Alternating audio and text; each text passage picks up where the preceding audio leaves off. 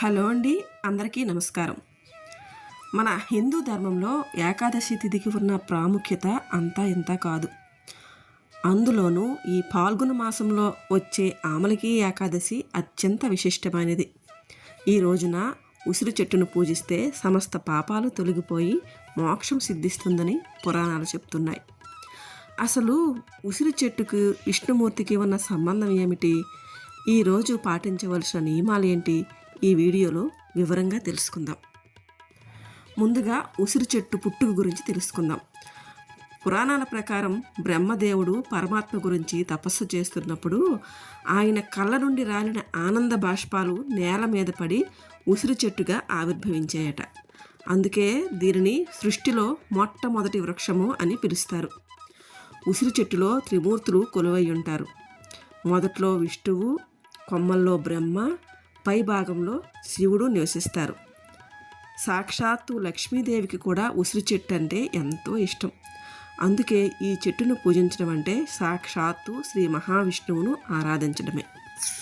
ఆమలకి ఏకాదశి నాడు మనం పాటించవలసిన ప్రధాన నియమాలు: ఏకాదశి రోజు ఉదయాన్నే తలార స్నానం చేసి ఉపవాస సంకల్పం చేసుకోవాలి.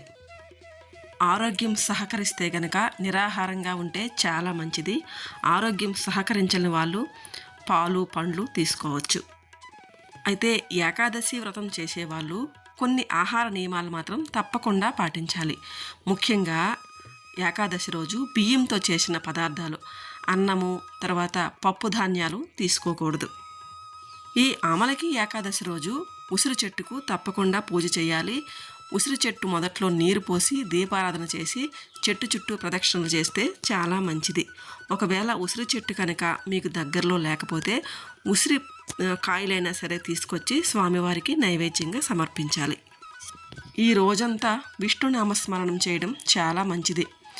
ఓం నమో భగవతే వాసుదేవాయ అనే మంత్రాన్ని ఈ రోజంతా జపించుకోవాలి. విష్ణు సహస్రనామ పారాయణం చేయడం వలన రెట్టింపు ఫలితం ఉంటుంది.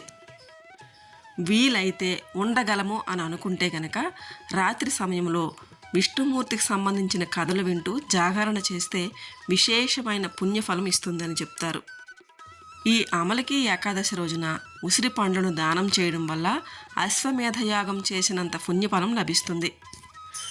ఇక శాస్త్రీయంగా చూస్తే ఉసిరిలో విటమిన్ సి పుష్కలంగా ఉంటుంది. ఇది మన శరీరంలో రోగనిరోధక శక్తిని పెంచుతుంది. అందుకే దీనిని ధాత్రి అంటారు.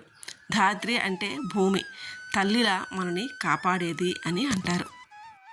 అసలు ఈ ఆమలకి ఏకాదశి విశిష్టతను తెలిపే ఒక అద్భుతమైన కథ వరాహ పురాణంలో ఉంది. అది ఇప్పుడు తెలుసుకుందాం. పూర్వం చైత్రరథుడు అనే రాజు ఉండేవాడు. ఆయన చాలా ధర్మాత్ముడు. ఆయన రాజ్యంలో ప్రజలందరూ విష్ణు భక్తులే. ఒకసారి అమలకి ఏకాదశి వచ్చింది. రాజు తన ప్రజలందరినీ కలిసి నదీ తీరాన ఉన్న ఒక పెద్ద ఉసిరి చెట్టు దగ్గరకు వెళ్ళాడు. అక్కడ చెట్టును విష్ణు స్వరూపంగా భావించి ధూపదీప నైవేద్యాలతో అత్యంత భక్తితో పూజించారు.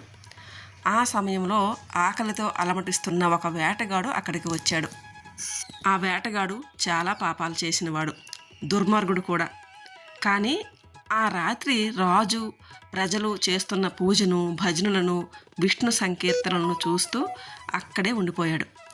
ఆకలితో ఉన్నా కూడా ఆ రాత్రంతా నిద్రపోకుండా జాగరణ చేస్తూ ఆ ఉసిరి చెట్టు కింద పూజలను అలా చూస్తూ గడిపాడనమాట. తెల్లవారిన తరువాత ఆ వేటగాడు ఇంటికి వెళ్ళి భోజనం చేశాడు. కొంతకాలానికి ఆ వేటగాడు మరణించాడు.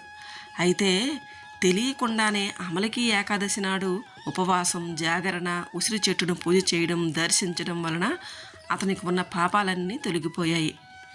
దీని ఫలితంగా ఆ మరుసటి జన్మలో అతను ఒక గొప్ప రాజుగా, అంటే రాజు పేరు వసురథుడు అనే రాజుగా జన్మించాడు. ఒకసారి ఆ రాజు అడవిలో దారి తప్పి స్పృహ కోల్పోయినప్పుడు శత్రువులు అతనిని చంపాలని చూస్తారు. కానీ రాజు శరీరం నుండి ఒక దివ్య శక్తి ఉద్భవించింది. ఆ శత్రువులను అంతం చేస్తుంది. ఆ శక్తి మరేదో కాదు, అతను గత జన్మలో చేసిన అమలకి ఏకాదశి వ్రత ప్రభావమే. చివరకు రాజు తన రాజ్యాన్ని చేరుకొని సుఖ సంతోషాలతో జీవించి విష్ణులోకాన్ని చేరుకున్నాడు. విన్నారా?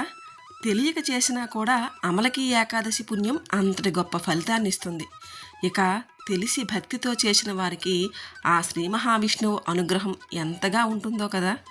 అందుకే ఈ ఏకాదశిని అస్సలు వదలకండి.